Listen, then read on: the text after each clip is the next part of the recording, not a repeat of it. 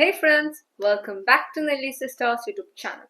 As in today's video, you're here to study the formulas of each and every closed figures or quadrilaterals, their area and perimeter. Within 10 minutes, and I am damn sure that this video would help you practice these equations daily. So the first one is square. It is the side square is to find the area of a square. Now going to the area of a rectangle, it is L into B, that is length into breadth. We are going to have some complex figures, but simply when we are applying these formulas, which would give us simple way to formulate or to calculate the mathematical equations related to figures. Now going to the next one is the right angle triangle. You could use half BH, half breadth into height. Now going to the equilateral triangle, it's very simple. You got a formula right. Root 3 by 4 a square, which would make you simpler and identify how to find the area of a equilateral triangle. Now going to it, how can we find the area of any triangle which is having different sides? As we understood, we could calculate an equilateral triangle using the area of root 3 by 4 a square. Now how to find triangle's area with all of the sides different? Here what you use the Heron's formula. This formula, first we would find the perimeter, which means the sides perimeter. They are adding all the sides together and taking their half, which we depict as S. Now we are going to calculate this equation by adding or putting S into the formula. It is like this. Heron's formula, finding area, first itself we found the S. Now it is root S into S minus A, the first side, and S minus B into S minus B, which is the second side, B is the second side, and the third side C, which is into S minus C. And this is the equation how you could find the area of any triangle which is having different sides. Now going to the next one is the area of a circle. It's very important and simple that the area of a circle is pi r square, and the value of pi is 3.14 and so on, yet it is not have a particular value. Now this pi r square, r is the radius of the circle, so pi into r square. Now go on to the next one is the area of a parallelogram. So what's the area of a parallelogram? It is B into H, that's breadth into height. Now go to the next one, the area of a rhombus. It's very simple. The area of rhombus and the kite is similar. They are half D1 into D2. Okay, half D1 into D2. Now going to the case of trapezium, we could understand that A is equal to half A plus B into H, where A and B are parallel sides and H is the height, which is very important. As we studied about the kite and rhombus, D1 and D2 depicts the diagonal, the first diagonal and the second diagonal. Moving to the kite and rhombus, D1 and D2 depicts the diagonal, the first diagonal and the second diagonal. Moving to the next question is about the ellipse.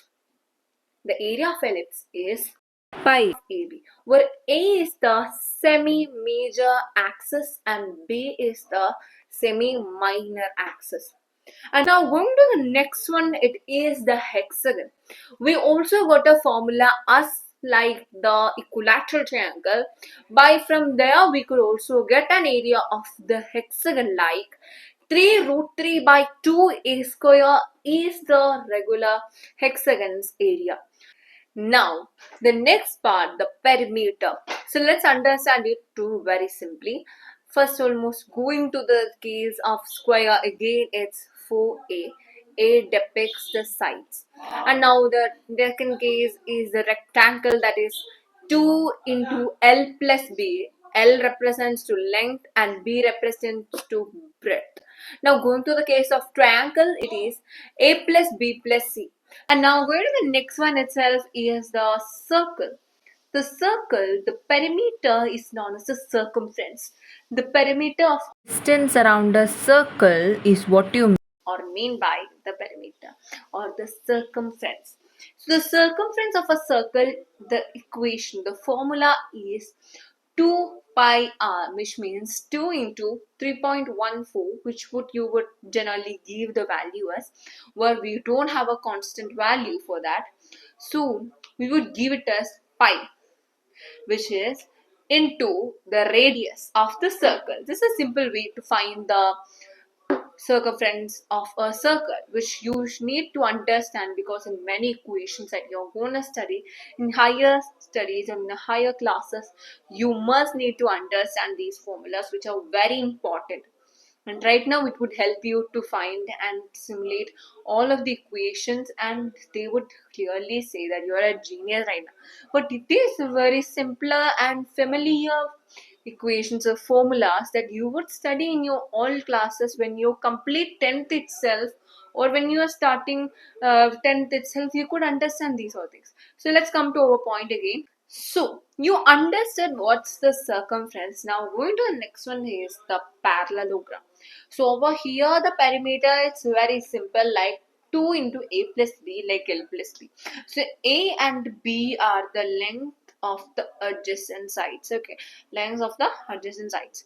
Now in the rhombus area, a rhombus got a simple formula like 4a.